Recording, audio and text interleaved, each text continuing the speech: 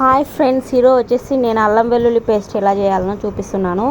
మనం వచ్చేసి వెల్లుల్లి రెబ్బలు 1 కిలో తీసుకుంటే అల్లం కూడా 1 కిలో తీసుకోవాలి. లేదంటే 1.5 కిలో అయినా మనము అల్లం ఎక్కువైనా తీసుకోవచ్చు. ఎందుకంటే వెల్లుల్లి ఎక్కువ కాస్ట్ ఉన్నప్పుడు దీన్ని తక్కువగా అల్లం తక్కువ తీసుకోవచ్చు. అదేవిధంగా అల్లం ఎక్కువ కాస్ట్ ఉన్నప్పుడు వెల్లుల్లి ఎక్కువగా తీసుకోవచ్చు.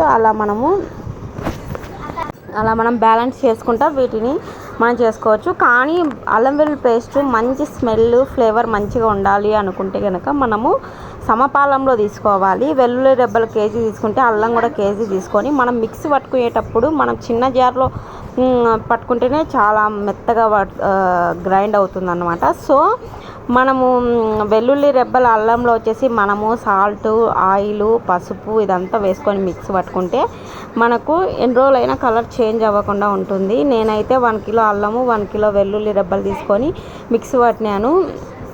ఇలా మిక్స్ పట్టిన తర్వాత అంతా మనము చిన్న మిక్స్ జార్లో కాబట్టి సరిగా మిక్స్ అయ్యి ఉండదు కాబట్టి మళ్ళీ మనం ఒకసారి మిక్స్ చేసుకొని మనం ఫ్రిడ్జ్లో స్టోర్ చేసుకోవాలి. ఓకే ఫ్రెండ్స్, ఇంతవరకు మన ఛానల్ని ఎవరైనా సబ్స్క్రైబ్ చేయని వాళ్ళు ఉంటే ఖచ్చితంగా సబ్స్క్రైబ్ చేయండి. ఈ వీడియో కనుక మీకు నచ్చినట్టయితే లైక్ చేయండి, షేర్ చేయండి, సబ్స్క్రైబ్ చేయండి.